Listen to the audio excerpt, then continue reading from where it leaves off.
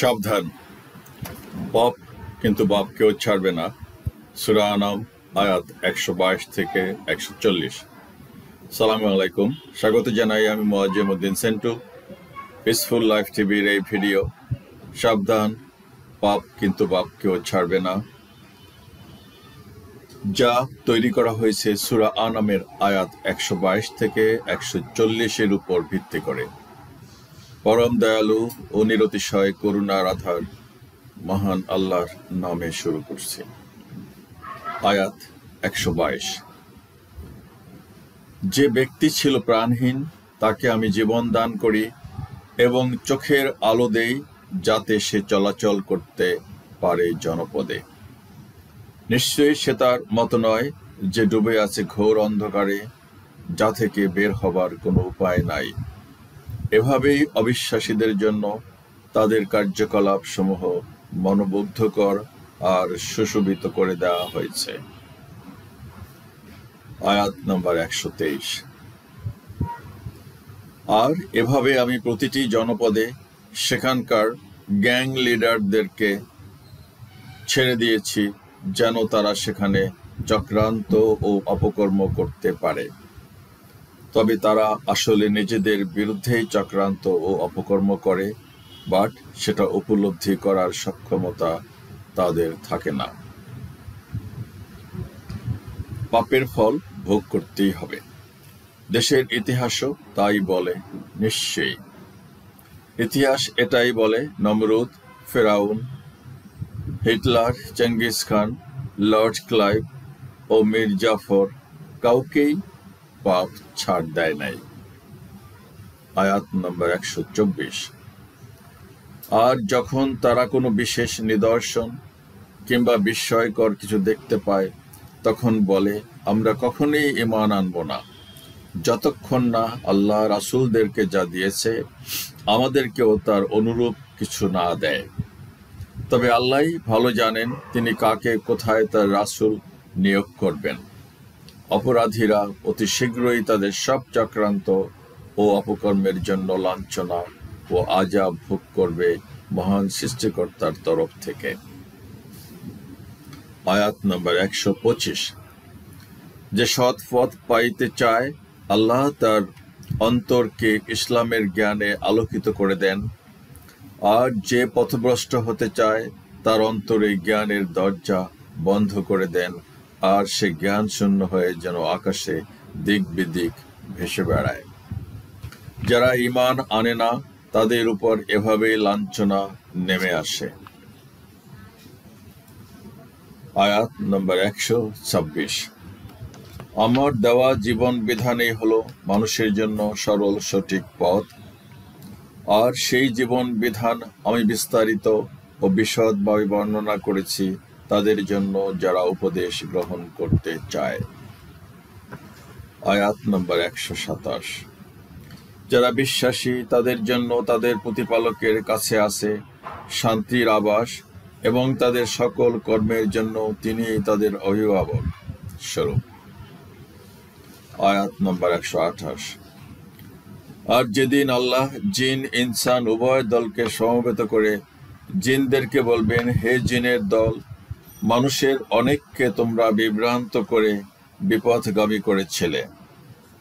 জিনদের সাথে যেসব মানুষের বন্ধুত্ব ছিল তারা বলবে, হে আমাদের রব, আমরা একে অপরের দ্বারা লাভবান হয়েছি, আর আজ আমরা উভয় দল শেষ বিচারের মুখোমুখি দাঁড়িয়ে।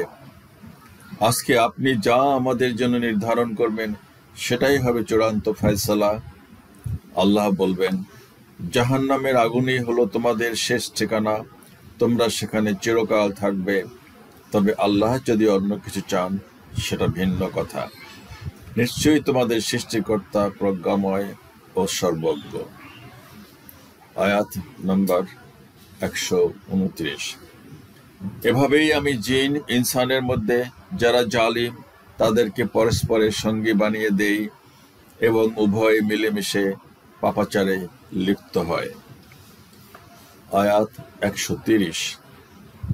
শেষ বিচারে আল্লাহ জিজ্ঞেস করবেন, হে জিন ও মানুষ, তোমাদের কাছে কি রাসূলগণ আসেননি যারা আমার বিধানসমূহের বর্ণনা দিত এবং শেষ বিচারের ব্যাপারে তোমাদেরকে ভীতি প্রদর্শন করত, তারা বলবে, হ্যাঁ, আমরা আজ আমাদেরই বিরুদ্ধে সাক্ষ্য দিচ্ছি। মূলত দুনিয়ার লোভ লালসাই আমাদেরকে বিপথগামী করেছিল, তাই অবিশ্বাসী ছিলাম। আয়াত নম্বর 131। নবী রাসূল প্রেরণ করা হয় এজন্য যে আল্লাহ কোনো জনপদের অধিবাসীদেরকে তার বিধিবিধান জ্ঞাত না করিয়ে অন্যায়ভাবে তাদেরকে ধ্বংস করেন না। আয়াত নম্বর 132।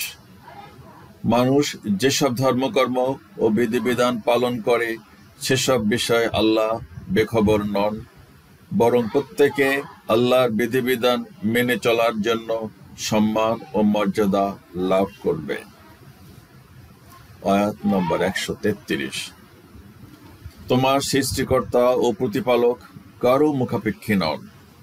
তিনি নিরতিশয় দয়ালু এবং ইচ্ছা করলে তোমার কমকে ধ্বংস বা অপসারিত করে যাকে ইচ্ছা তার স্থলে স্থলাভিষিক্ত করবেন, যেভাবে তিনি তোমাদেরকে অন্য সম্প্রদায়ের জায়গায় বসিয়েছেন। আয়াত নাম্বার 134। তোমাদের নিকট যেসব বিষয় প্রতিশ্রুতি দেওয়া হয়েছে তা অবশ্যই পূরণ করা হবে, সেসব পূরণে বাধা দেবার সক্ষমতা তোমাদের কারো নাই। আয়াত নম্বর 135।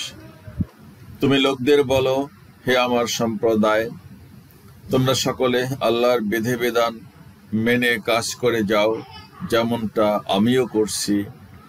তোমরা অতি শীঘ্রই জানতে পারবে শেষ বিচারে কার কি পরিণতি হয়, তবে জালিমরা কখনো সফল কাম হবে না।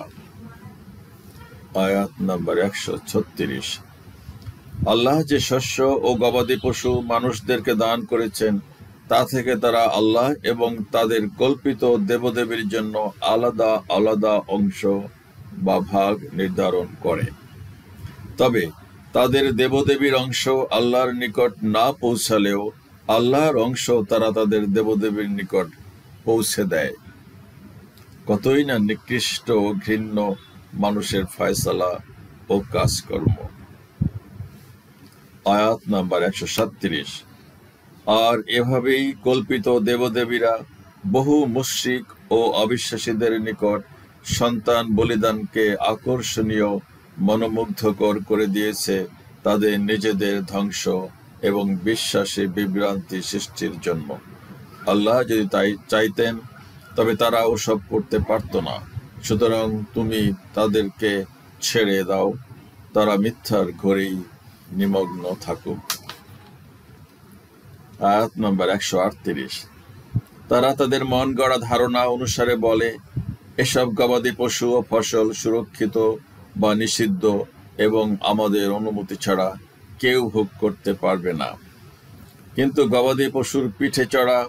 কিছু গবাদি পশুর পিঠে চড়া নিষিদ্ধ করা, ফের কিছু জবাই করার সময় আল্লাহর নাম না নেওয়ার রেওয়াজ, আল্লাহর বিধান উপেক্ষা করা এবং তার উপর মিথ্যা আরোপ করার সমতুল্য। অবশ্যই অতি শীঘ্রই তারা তাদের এসব অপকর্মের প্রতিফল পাবে। আয়াত নম্বর 139। তারা আরো বলে, এসব গবাদি পশুর গর্ভে যা আছে তা আমাদের পুরুষদের জন্য নির্দিষ্টভাবে সুরক্ষিত এবং স্ত্রী লোকদের জন্য নিষিদ্ধ। কিন্তু গর্ভের বাচ্চা যদি মৃত হয় তবে নারী পুরুষ সকলের তাতে অংশ থাকবে। তাদের এসব মন গড়া মিথ্যা নিয়ম আর বিধিবিধান তৈরি করার প্রতিফল অচিরেই তারা পাবে। তিনি মহাজ্ঞানী ও প্রজ্ঞাময়। আয়াত নম্বর 140। যারা অজ্ঞতা ও মূর্খতার কারণে নিজ সন্তান হত্যা করেছে আর আল্লাহর নামে মিথ্যা অপবাদ দিয়ে হালাল রিজিককে হারাম বানিয়ে নিয়েছে, তারা অবশ্যই ক্ষতিগ্রস্ত ও পথভ্রষ্ট। বস্তুত তারা হেদায়েত পাওয়ার যোগ্যই ছিল না। সুপ্রিয় দর্শক শ্রোতা, শেষ করার আগে জোর দিয়েই বলতে চাই, এখানে যা যা বলা হয়েছে সবই পবিত্র কোরআনের কথা। গোটা পৃথিবীর ইতিহাসের কথা আমি বলছি না, বরং শুধু বাংলাদেশের ইতিহাসের পাতায় চোখ বুলালেও যে কেউ দেখতে পাবেন আসলেই পাপ তার বাপকেও ছাড় দেয় নাই। যে যতটা পানিতে নেমেছে সে ততটাই ভিজেছে, এটাই সৃষ্টির অমোঘ বিধান।